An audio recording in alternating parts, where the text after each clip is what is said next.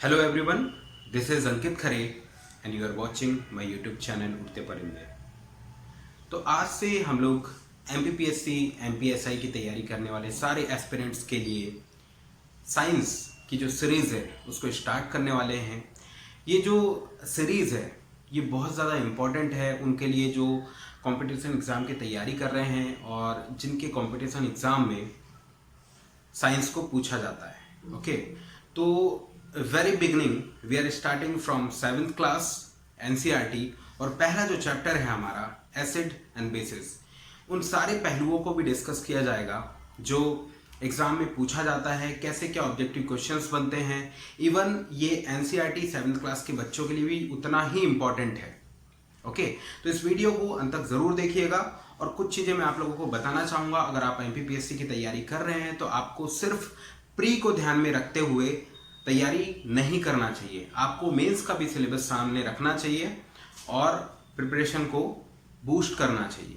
Okay, अब corona चल रहा है, कोरोना जल्दी से ख़त्म हो जाएगा और everything will be normalized. Okay, सब कुछ ठीक हो जाएगा, डोंट वरी, अच्छा सोचिए, अच्छा ही होगा।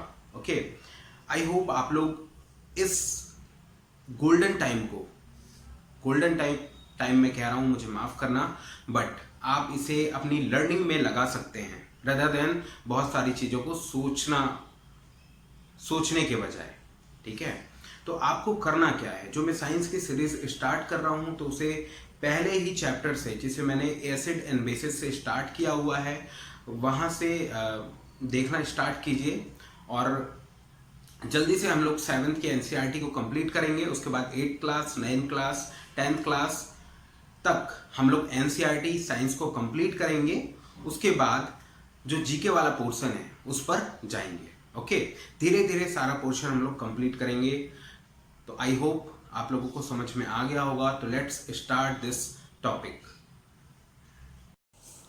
Guys, you know very well, this chapter is very important for every competition exams like MPPSC, MPSI और ऐसे सभी कंपटीशन एग्ज़ाम्स के लिए जहाँ पर साइंस को पूछा जाता है, वहाँ पर acid and bases, this chapter is very very important.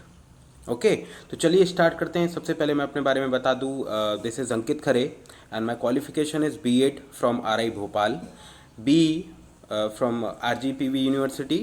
I cleared my examinations NCERT RICEE 2018 and CTET in 2019. Okay, अब ये हुआ मेरे बारे में। अब हम लोग टॉपिक के बारे में बात कर लेते हैं कि एसिड एंड बेसिस होता क्या है। किसी भी टॉपिक को पढ़ने से पहले हमें पता होना चाहिए कि एक्चुअल में ये है क्या। ओके, तो गाइज़, आपने डेली लाइफ में इन चीज़ों को टेस्ट किया हुआ होगा, जैसे कि lemon, tamarind, common salt. Tamarind means इमली, कॉमन सॉल्ट आप लोगों को पता है, कॉमन सॉल्ट। उसके बाद शुगर एंड विनेगर, ये टेस्ट किया ही होगा। Do they have the same taste? क्या सभी बिल्कुल सेम टेस्ट के होते हैं? Now let us recall taste of all substances listed in table 5.1 गिवन। आगे की स्लाइड में आप लोग उसे देख पाएंगे। ओके, जहाँ पे सब्सटेंस के नाम लिखे हुए हैं, कुछ को आपने टेस्ट किया हुआ होगा पहले से, और जिनको टेस्ट नहीं किया हुआ है तो उसे आपको टेस्ट करना है और उस टेबल को फिल करना है। If you haven't tested yet, so test and complete the table. Okay, तो यहाँ पे आप लोग देख पा रहे होंगे pictures like lemon, grapes, sugar, unripe mango जिसे कैरी बोला जाता है, आंवला, इमली, vinegar, baking soda, curd. Okay, कुछ इसमें से खट्टे होंगे, कुछ टेस्ट में कड़वे होंगे, कुछ टेस्ट में मीठे होंगे, कुछ अलग टाइप के टेस्ट के होंगे। तो इस टेबल को आपको फिल करना है। कौन सा? Lemon juice, orange juice, vinegar, curd, इमली, शुगर, कॉमन सॉल्ट, आंवला, baking soda, grapes, unripe mango. इनके टेस्ट होते कैसे हैं? कुछ खट्टे होंगे, कुछ कड़वे होंगे, कुछ अलग टेस्ट के होंगे। ओके, अब देख लेते हैं बेसिकली जिसके बारे में हम लोग इस चैप्टर में पढ़ने वाले हैं कि एसिड होता क्या है। तो आपने टेस्ट किया हुआ होगा कर्ड, दही, lemon juice, orange juice and vinegar. ये टेस्ट में खट्टे होते हैं। कैसे होते हैं? खट्टे। तो ये खट्टा होता क्यों है? क्योंकि इसमें एसिड पाया जाता है ना। तो कोई भी खाद्य पदार्थ या कुछ भी टेस्ट में अगर खट्टा है तो वो किसके कारण खट्टा होता है? वो होता है एसिड के कारण, है ना। आप लोगों को पता होगा दही, कर्ड का खट्टापन अलग होता है, लेमन का खट्टापन अलग होता है, ऑरेंज का अलग होता है, और इमली का खट्टापन अलग होता है। वो इसलिए होता है क्योंकि उसमें जो एसिड पाया जाता है, एसिड, वो अलग अलग प्रकार का होता है। Okay, the chemical nature of such substances is acidic. तो जो सब्सटेंस खट्टे होते हैं उनका केमिकल नेचर कैसा होता है? एसिडिक। ओके, और ये जो एसिड वर्ड है ये लैटिन वर्ड से आया है, लैटिन वर्ड एसियर से, जिसका मीनिंग होता है सोर। सोर मीन्स खट्टा। तो कंपटीशन एग्जाम में ये चीज़ पूछ सकता है कि एसिड वर्ड कहाँ से आया। 4 ऑप्शन आपको दे देगा। ओके, तो ये लैटिन वर्ड एसियर से आया है जिसका मीनिंग होता है सोर। तो क्वेश्चन कैसे भी फ्रेम हो सकते हैं। ओके, अब आगे देख लेते हैं बेसिस। तो बेसिस, इसको हिंदी में बोला जाता है क्षार, और एसिड को हिंदी में क्या बोलते हैं? अम्ल। ओके, तो basis, what about baking soda? हमने बेकिंग सोडा का भी नाम लिया हुआ था। तो बेकिंग सोडा जो है वो टेस्ट में कैसा होता है? क्या वो खट्टा होता है? अगर वो खट्टा नहीं होता है तो उसका टेस्ट कैसा होता है? ओके, और अगर वो खट्टा नहीं है दैट मीन्स उसमें एसिड नहीं है, तो उसका टेस्ट होता कैसा है? उसका टेस्ट होता है कड़वा, बिटर टेस्ट। ओके, और बिटर टेस्ट होने के साथ साथ अगर हम उसे हाथ में रब करेंगे लेकर के, ओके, हाथ में रब करेंगे तो वो सोपी फील कराएगा। सोपी मतलब थोड़ा झाग सा।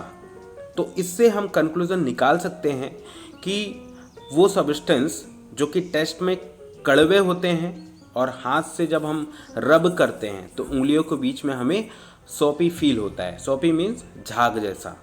ओके, कुछ एग्जाम्पल्स आप लोगों के लिए यहाँ पे दिए हुए हैं, जैसे कि sodium hydroxide, calcium hydroxide, ammonium hydroxide, magnesium hydroxide, और many bleaches, soaps, toothpaste and cleaning agents.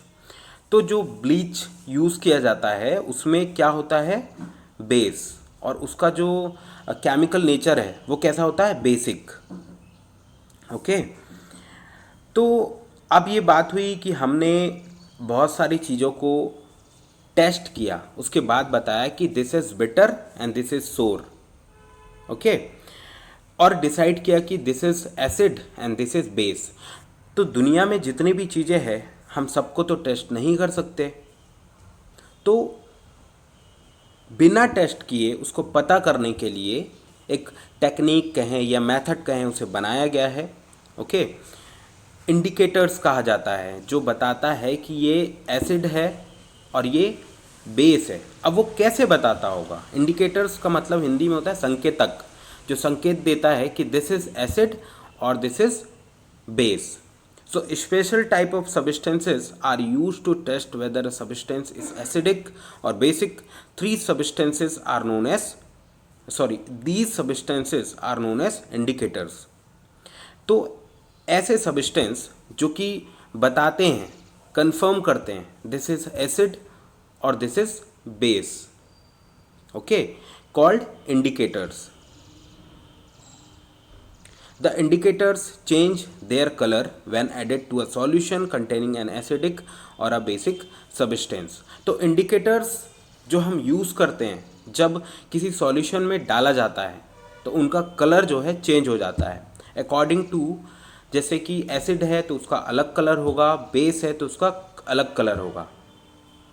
ठीक है, तो ये जो वीडियो है, जो क्लास है, वो इंट्रोडक्शन वाला पार्ट है। तो नेक्स्ट वाले वीडियो में हम लोग इंडिकेटर्स पढ़ेंगे और एसिड एंड बेसिस, इनका रियल लाइफ में क्या एप्लीकेशंस हैं और कहाँ कहाँ पर यूज़ किया जाता है। इवन नेक्स्ट वाले चैप्टर में, नेक्स्ट वाले वीडियो में हम लोग न्यूट्रलाइजेशन भी पढ़ेंगे। ओके, तो तब तक के लिए वेट करिए और आज की क्लास आई होप आप लोगों को समझ में आई होगी। तो ऐसी ही वीडियो को पाने के लिए मेरे चैनल को सब्सक्राइब कीजिए और बेल आइकॉन को प्रेस करना ना भूलें। Thank you so much.